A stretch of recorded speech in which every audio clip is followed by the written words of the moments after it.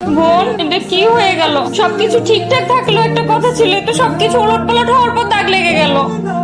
Wait কর, আমি case করে দিব বলে দিলাম সবার নামে। আদর করে বউয়ের হাতে ছোট্ট করে একটা মার্কারে দাগ দিছি, এটাতে কি কেস করবা তুমি আমাকে বলো তো? আমরা দুই বোন এই পাশে আগুন লাগিয়ে দিব। তোমরা একটু শান্ত হও, ঘরের ভিতরে যাও। আমি যেতে পারবো না, আর আমি তো যাবই না।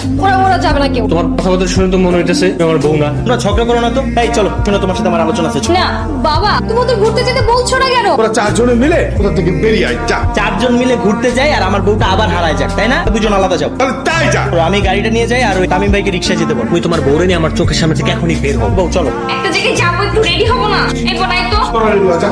তামিম ভাবছে বিথি ওর বউ, কিন্তু আসলে বিথি তো না, সাথী ওর বউ। এদিকে সাগর আবার মার্কার দিয়ে চিহ্নিত করে রেখেছে। এখন কি করতে হবে আমাকে? চলেন আমরা সত্যি স্বীকার করে ফেলি। সত্য স্বীকার করলে কি ওরা বিশ্বাস করবে? তাহলে এখন আমরা কি করব? তোমরা আজকে ওদের সাথে ঘুরতে যাও, ঘুরতে গিয়ে চরম ঝামেলা বাঁধাবে। তুই তো আবার ঝগড়াতে কাজ কর। বিয়ের সাথে আমি মিটাই দিব।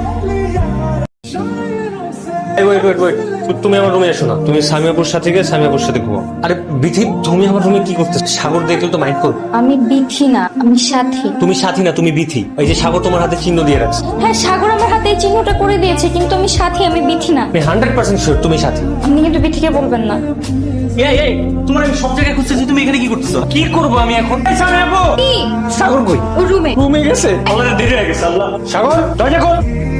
কি সমস্যা কি? তুই যে আমার বউ মনে করতেছস, সেটা তো আমার বউ না, সেটা হচ্ছে আমার শালি। তোর বউটা কি আর আমার বউটা কি আমার একটু বল। আমি জানি না। তুই শিওর নামে আমার বউয়ের হাতের মধ্যে ডাক দিছিস কেন? তোমার বউয়ের হাতে দাগ দিছি মানে এই বউটা নিয়ে কোনো ঝামেলা চলবে না। যেহেতু দাগটা দেওয়া ভুল হয়েছে, সেহেতু ওর দাগটা এক্সচেঞ্জ করে অন্য বোনের হাতে দিয়ে দিলেই তো হয়ে যায়। আমি আমার ডিসিশন চেঞ্জ করবো না। বাবা ডাক দাও। সমস্যাটা কি তোমার বলো তো আমারে? ওরা বউ নিয়ে যে হট্টগোল শুরু করেছে, তাতে তো অঘটন ঘটে যাবে। ঘটন আজকে একটা ঘটবে। ঘটা কি অঘটন না ঘটাবে আমি দেখতে চাই। তোর ক্ষমতাটা দেখা আমারে। তুমি কি অঘটন ঘটবে দেখতে চাও তুমি? তা কথা তোরা বলবি না।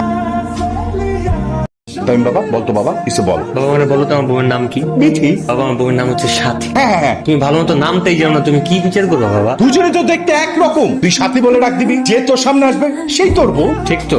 এই সাথী, যে ওটা আমার বউ। হ্যাঁ। না বাবা, কেন? ওর হাতে দাগ দিছি, ওর নাম বিধি, ও আমার বউ। তা একটু দেখো তো মা, দেখো দাগটা, দেখো দেখো। এটা তো তোর বউ। কিন্তু আমি সাথী বলে ডাক দিলে তো ও উত্তর দেয়, তুমি দেখবা। এই সাথী, হ্যাঁ বাবা, দুজন একসাথে কিভাবে ঠিক? তো ঠিক, মাথা ফুরফুর করছে, চক্কর খাচ্ছে, মাথা একটু পানি ডাল। চলো দুই বাপ বলে একসাথে যে একজনের একজনের মাথা পানি ঢেলে দিই। এটাও নিয়ে যান সাথে। নিজের বরকে একটু আঁচলের মধ্যে আগলে রাখতে পারো না তুমি? আমার মাথা পানি ডাল। ভাই পানি দে, পানি। আরে আমি তোর বাপের ভাই, তোর মামা। এই মামা, আগে আমার মাথা পানি দে। বাবা, আপনি আমার মামা বলছেন? এখন তো আমার মাথায় নষ্ট, আমার মাথায় খারাপ আছে, তো আমি মাথায় পানি ফেলি।